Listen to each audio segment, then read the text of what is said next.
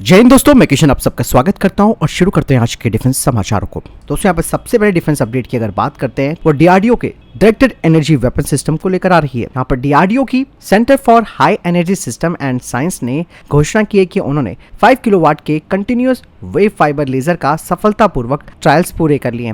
अब इसका प्रोडक्शन शुरू किया जाएगा और ये जो डेवलपमेंट है दोस्तों वो भारत के डायरेक्टेड एनर्जी वेपन प्रोग्राम में एक महत्वपूर्ण मील का पत्थर भी है। बाकायदा इसका जो प्रोडक्शन करेगा वो करेगा कोची की SFO टेक्नोलॉजीज। यहाँ पर दोस्तों डीआरडीओ की जो centre for high energy system and science है वो हाई एनर्जी लेजर सिस्टम को तैयार कर रही है और उसके जो महत्वपूर्ण कंपोनेंट्स और सिस्टम्स हैं उन पर उनका ध्यान इस वक्त केंद्रित है। और ये जो हाई पावर लेजर है दोस्तों वो हमारे advance directed energy weapon system के लिए काफ़ी महत्वपूर्ण हो जाता है, जो कि मॉडर्न वॉरफेयर में तो एक गेम चेंजर सॉल्यूशन माना जा सकता है। इसके ज़रिए हम दुश्मनों की मिसाइलें, उनके अनमैन एरियल व्हीकल्स के खतरों का मुकाबला कर सकते हैं। 5 किलोवाट का ये जो कंटिन्यूअस वेव है उसे एक कॉम्पैक्ट और एक टिकाऊ और साथ ही हाई पावर आउटपुट प्रदान करने के लिए डिज़ाइन किया गया है। और ये लेज़र महत्वपूर्ण दूरी पर हवाई खतरों को इंगेज कर सकती है, उन्हें बेअसर कर सकती है और इसका फिर से इस्तेमाल किया जा सकता है। इसके कई कठोर परीक्षण किए गए जिसके बाद अब इसका प्रोडक्शन का रास्ता साफ हो गया है। यूरोपियन MBDA की तरफ से एक बड़ा प्रपोजल भारत के लिए आया है। दरअसल MBDA के अधिकारी इस वक्त इंडियन एयरफोर्स के साथ बातचीत कर रहे हैं ताकि उनकी जो मिसाइलें हैं, खासकर की मैच्योर मिसाइल, उसे भारतीय स्वदेशी प्लेटफॉर्म यानी कि तेजस मार्क 1A और तेजस मार्क 2 में इंटीग्रेट किया जा सके। मैच्योर जो कि एक beyond visual range air to air missile है, यह मिसाइल हमारे राफेल फाइटर जेट पर लगी हुई है। इसके अलावा भारतीय नौसेना को जो 26 राफेल मरीन फाइटर जेट्स मिलेंगे उनमें भी इसे इंटीग्रेट किया जाएगा। और ऑब्वियसली बात है दोस्तों, इस मिसाइल के लग जाने से जो हमारे स्वदेशी प्लेटफॉर्म्स हैं उनकी ताकत में ज़बरदस्त इजाफा हो जाएगा और साथ ही हमारे फाइटर जेट को हवा से हवा में मार करने में बेजोड़ क्षमता मिलेगी, क्योंकि मैच्योर अपने एडवांस रैम जेट प्रपल्सन की वजह से जो सबसे इंपॉर्टेंट नो एस्केप जोन है उसका दावा करती है, जो कि मॉडर्न वॉरफेयर में इसे एक गेम चेंजर बनाता है। हालांकि आपके मन में ये सवाल आ रहा होगा कि भारत तो अपनी अस्त्र मिसाइलों पर काम कर रहा है, तो उनका क्या होगा। चलिए इसके बारे में मैं आपको बताता हूँ। पहले हम यहाँ पर ये जानेंगे कि इस मिसाइल से इंडियन एयरफोर्स को बड़ा फायदा होगा, क्योंकि MBDA की तरफ से ये भी कहा जा रहा है कि भारत में इसकी स्थानीय यानी कि लोकल प्रोडक्शन लाइन को स्थापित करेगा और मेक इन इंडिया पहल के तहत इन्हें तैयार किया जाएगा। अब आते हैं अस्त्र मिसाइलों के ऊपर। दोस्तों मैच्योर को टक्कर देने के लिए भारत के पास एकमात्र मिसाइल है अस्त्र मार्क 3, जिसे कि गांडीव के नाम से जाना जाता है। और हाल ही में इस मिसाइल के बारे में काफी चर्चाएं भी सामने आई हैं, लेकिन अभी इसके प्रोडक्शन को होने में यानी कि इसके उत्पादन में 5 से 7 सालों का वक्त लगेगा। तब तक मैच्योर मिसाइल जो है वो एक इंटीम सॉल्यूशन के रूप में काम करेगा, जो कि भारतीय वायुसेना के फाइटर जेट्स को कंपटीशन में बनाए रखेगी अपने दुश्मनों के ऊपर। प्राइवेट सेक्टर की कंपनियां भारत में फाइटर जेट बनाने के लिए काफी एक्साइटेड भी हैं, क्योंकि इस वक्त उन्हें भी पता चल चुका है कि इंडियन एयरफोर्स की स्थिति वाकई में ठीक नहीं चल रही है। ऐसे में भारत की लार्सन एंड टूब्रो ने इंडियन एयरफोर्स के फाइटर जेट्स की कमी को दूर करने के लिए अपने महत्वपूर्ण रोल निभाने की पुष्टि की है। L&T की तरफ से कहा गया है कि वो भारत में फाइटर जेट के निर्माण के लिए प्रोडक्शन लाइन स्थापित कर सकते हैं, लेकिन उन्होंने ये बात नहीं कही कि किस फाइटर जेट को वो तैयार करेंगे। L&T की तरफ से ये बयान तब सामने आया है जब हाल ही में इंडियन एयरफोर्स के air chief marshal AP Singh ने कहा था कि भारतीय वायुसेना की स्क्वाड्रन्स लगातार घटती जा रही हैं और वर्तमान में इंडियन एयरफोर्स को लगभग 200 फाइटर जेट्स की कमी का सामना करना पड़ रहा है और अगले 15 सालों में इंडियन एयरफोर्स को लगभग 450 फाइटर जेट्स की जरूरत है। यहाँ पर दोस्तों भारतीय वायुसेना 180 तेजस मार्क 2 फाइटर जेट्स को और खरीद सकती है अगर प्राइवेट सेक्टर की कंपनियों को इस प्रोजेक्ट में शामिल किया जाता है, तो जिससे कि तेजस मार्क 2 की जो संख्या है वो करीबन 300 यूनिट तक पहुंच सकती है। भारत का दोस्तों MRFA प्रोग्राम वो भी अभी अधर में लटका हुआ है। तेजस मार्क 2 प्रोग्राम पर काम तो चल रहा है, लेकिन बहुत ही धीमी गति से चल रहा है और अगर एक नई प्रोडक्शन लाइन भी स्थापित की जाती है तो उसके लिए महत्वपूर्ण इन्वेस्टमेंट करना पड़ेगा, टेक्नोलॉजी ट्रांसफर करनी पड़ेगी और स्किल्ड वर्कफोर्स की जरूरत पड़ेगी। वहीं दोस्तों इंडियन एयरफोर्स प्राइवेट सेक्टर की कंपनीज को काफी तवज्जो भी दे रही है। इंडियन एयरफोर्स की तरफ से कहा जा रहा है कि MRFA में जिस भी फाइटर जेट को सेलेक्ट किया जाएगा उसे प्राइवेट सेक्टर की कंपनियां तैयार कर सकती हैं। और यही बात दोस्तों जो हाई लेवल पैनल की रिपोर्ट है उसमें भी कही गई है। यहाँ पर सबसे बड़ी प्रॉब्लम HAL के साथ ये है कि जो उनकी प्रोडक्शन लाइन है वो अभी पूरी तरीके से ऑक्यूपाइड है, क्योंकि HAL इस वक्त तेजस मार्क 1A और STT-40 ट्रेनर्स पर काम कर रहा है। लेकिन ऐसे में अगर प्राइवेट सेक्टर की कंपनियों को इन्वॉल्व किया जाता है MRFA टेंडर में सिलेक्ट हुए फाइटर जेट के लिए, तो इससे दोस्तों न केवल इंडियन एयरफोर्स की जरूरतें पूरी हो पाएंगी बल्कि भारत का जो डिफेंस इंडस्ट्रियल बेस है वो भी मजबूत हो पाएगा। फिलहाल इस बारे में आपको क्या लगता है कमेंट सेक्शन में लिखकर जरूर बताइएगा। डीआरडीओ ने दोस्तों जो पिछले साल long range hypersonic anti ship missile का परीक्षण किया था इस मिसाइल ने 12,144 किलोमीटर प्रति घंटे की रफ्तार पकड़ी और ये टेस्ट 16 नवंबर 2024 को किया गया था। तपस यूएवी के इंजन का टेस्ट किया गया है। ये फेडेक्स सिस्टम इंजन है जो 18,000 फीट की ऊंचाई तक उड़ा है और ये 32,000 फीट तक भी जा सकता है।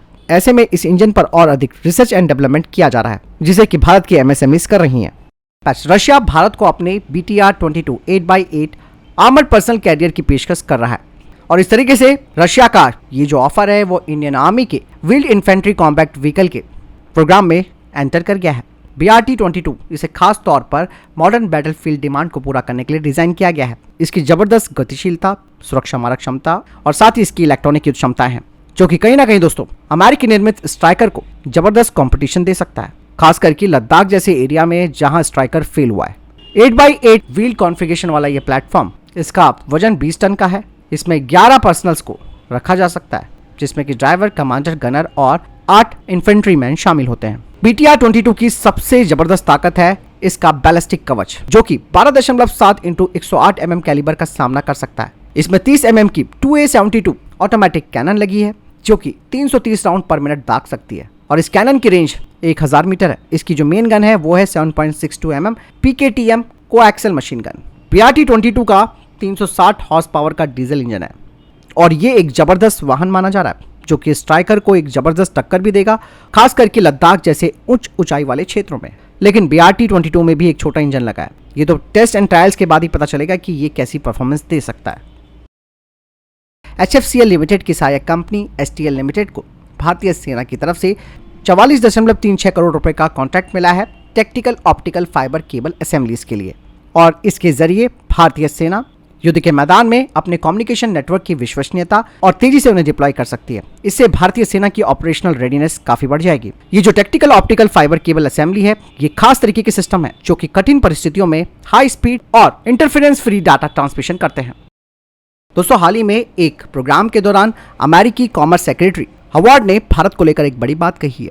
उन्होंने कहा कि भारत को अब मूर्ख लोगों की बातें सुनना बंद कर देना चाहिए।